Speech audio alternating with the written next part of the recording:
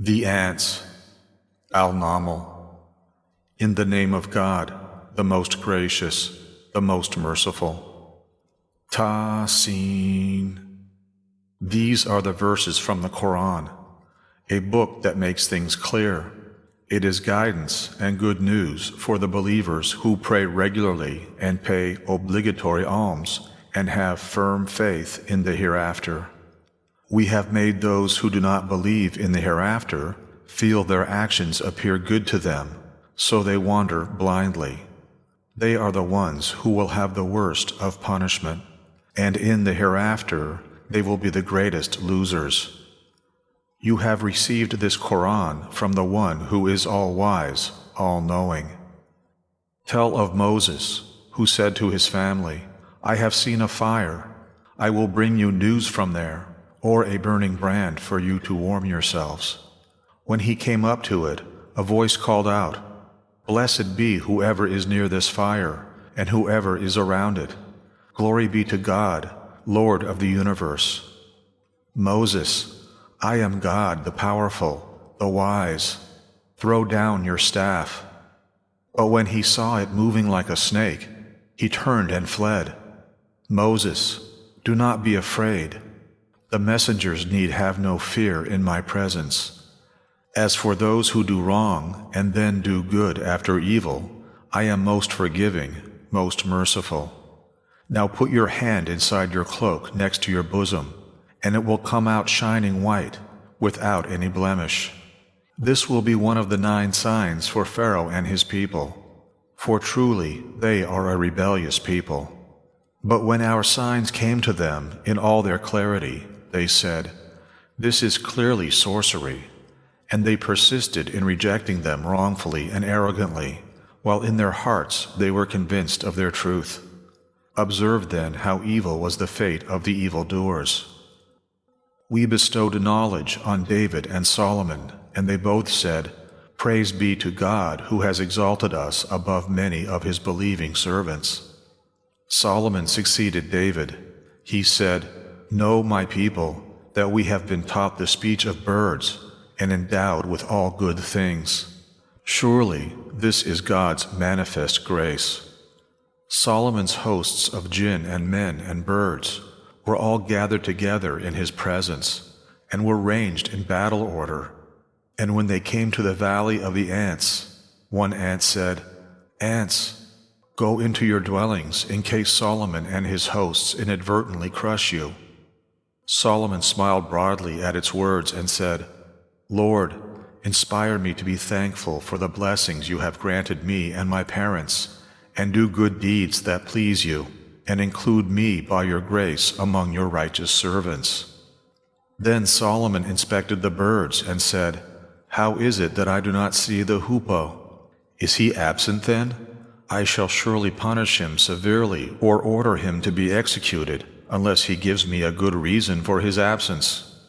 But he was not long in coming, and said, 'I have learnt something you did not know. I have come to you from Sheba with reliable news. I found a woman ruling over them, who has been given everything, and she has a mighty throne. I have found her and her people worshipping the sun instead of God. Satan has made their conduct appear good to them, and has thus diverted them from the right path, so that they might not be guided. Should they not worship God, who brings forth what is hidden in the heavens and the earth, and knows both what you conceal and what you make known? He is God. There is no deity but He, the Lord of the mighty throne.' Solomon said, 'We shall soon see whether you have spoken the truth, or whether you are a liar. Go with this letter of mine and lay it before them. Then withdraw from them and see how they respond.' The queen of Sheba said, 'O counselors, an honorable letter has been delivered to me. It is from Solomon. It reads, "In the name of God, most gracious, most merciful. Do not exalt yourselves above me, but come to me in all submission. Now advise me in this, counselors. I never decide any affair till I have conferred with you.' They said, 'We are strong, and our prowess in battle is great. but the decision is in your hands, so consider what you will command."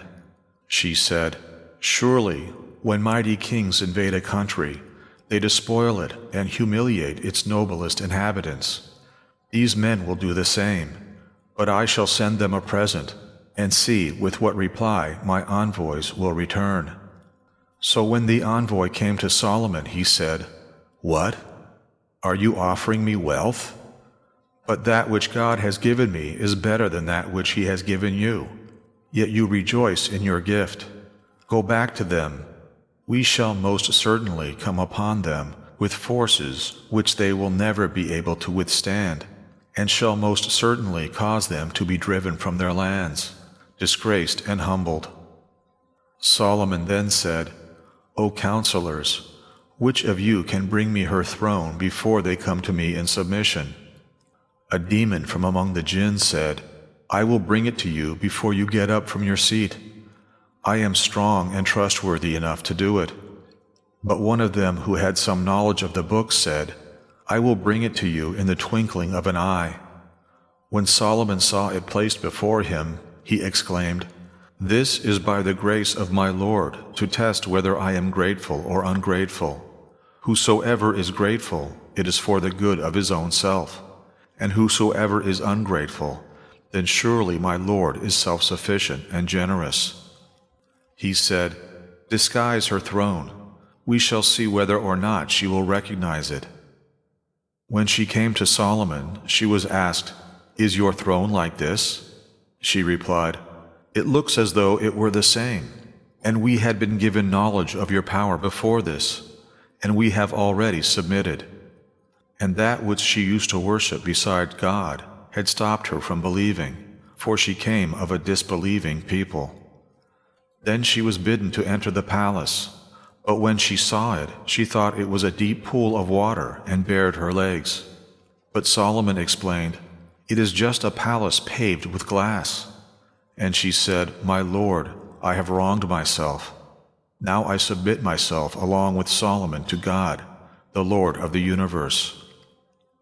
To Thamud we sent their brother Saleh. He said, "Serve none but God."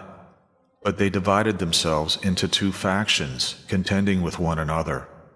He urged them, "O my people, why do you wish to hasten on the evil rather than the good? Why do you not ask for forgiveness of God, so that you may be shown mercy?" They said, "We see you and your followers as an evil omen." He replied, "No, your evil omen is with God. The truth is that you are a people being put to the test." There were in the city 9 men who spread corruption in the land and would not reform. They said, "Let us bind ourselves by an oath sworn in the name of God, that we shall attack Saleh and his family by night. And to his protector who demands retribution, we shall say, 'We were not present when they were slain. We are telling the truth.'" Thus they devised a plan, and we also devised a plan, but they were not aware of it. See then what the consequences of their plan were. We destroyed them and their people utterly, altogether. Because of their wrongdoing, their houses are in ruins.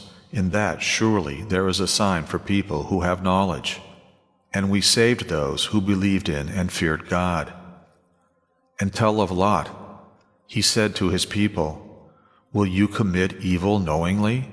Must you go lustfully to men instead of women? Indeed, you are a people who are deeply ignorant." The only answer of his people was, "Drive out Lot and his family from the city. They are a people who make themselves out to be pure." So we delivered him and his family, except his wife. We ordained her to be one of those who stayed behind, and we pelted them with torrential rain. How dreadful that rain was for those who had been warned. Say, "All praise be to God, and peace be upon those servants of His whom He has chosen." Is God better, or what they associate with Him? Who created the heavens and the earth, and sends down water for you from the sky, by which we make luxuriant gardens grow. You could never make such trees grow in them. Is it another deity besides God? No, indeed. but they are a people who equate others with him. Who is it that made the earth a stable place to live in? Who made rivers flow through it? Who set mountains upon it, and placed a barrier between the two seas? Is there another deity besides God? Indeed, most of them have no knowledge. Who responds to the oppressed when he calls out to him, and relieves his suffering, and who will make you inheritors of the earth? Then is there a God besides God? How little you pay heed! Who guides you in the darkness of the land and the sea? Who sends the breezes as heralds of his mercy? Then is there a deity besides God? Exalted is God above what they associate with him. Who originates creation, then regenerates it, and who gives you sustenance from heaven and earth? Then is there a deity besides God? Say, bring forward your proofs if you are telling the truth. Say, no one in the heavens and the earth has knowledge of the unseen except God. They do not know when they will be raised up again. Indeed, their knowledge of the life to come stops short of the truth. They are often in doubt as to its reality. In fact, they are blind to it. Those who deny the truth say, when we have turned to dust like our fathers, shall we be brought back to life again? We and our fathers were promised this before. These are but old stories. Say, roam across the earth and observe what was the end of the sinful ones. Do not grieve over them, nor feel distressed at their schemes. They ask, when will this promise be fulfilled if what you say be true? Say, it may be that a part of what you hasten on is close behind you. Truly, your Lord is bountiful to mankind, but most of them are not grateful. The Lord knows full well what they conceal in their hearts and what they disclose. There is nothing hidden in heaven and on earth, but is recorded in a clear book. This Quran explains to the children of Israel much of what they differ over. Certainly, it is a guidance and a blessing for the believers. Certainly, your Lord will decide between them in his wisdom. He is the Almighty, the All-Knowing. So put your trust in God. Surely you are on the path of manifest truth. You cannot make the dead hear, nor can you make the deaf hear your call when they turn their backs on it, nor can you guide the blind out of their error. You can make only those hear you who believe in our revelations and surrender themselves to us. When God's word is justly carried out against them, we will produce a Daba from the earth which will tell them that mankind had no real faith in our signs. On that day we shall assemble together a host from every community of those who cried lies to our revelations, and they will be grouped then. When they have arrived, he will say, did you deny my revelations even though you did not have proper knowledge of them? Or what was it that you were doing? The verdict will be given against them because they did wrong, and they will be speechless. Do they not see that we have made the night for them to rest in, and the day to give them light? There are certainly signs in that for people who believe. On the day when the trumpet is blown, whoever is in the heavens and whoever is on the earth will be struck with terror, except for those whom God wishes to spare. All shall come to him in utter humility.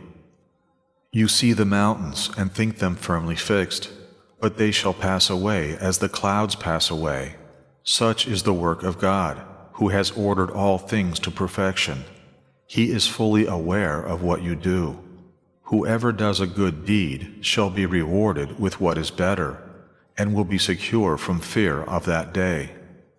And those who do evil will be flung down on their faces in the fire. Are you not rewarded according to your deeds? Say, I am commanded to serve the Lord of this town, which he has made inviolable, and to whom everything belongs. I am commanded to be one of those devoted to him, to recite the Quran. Whoever follows its guidance follows it only for the good of his own soul. And as for him who goes astray, just say, I am only a warner.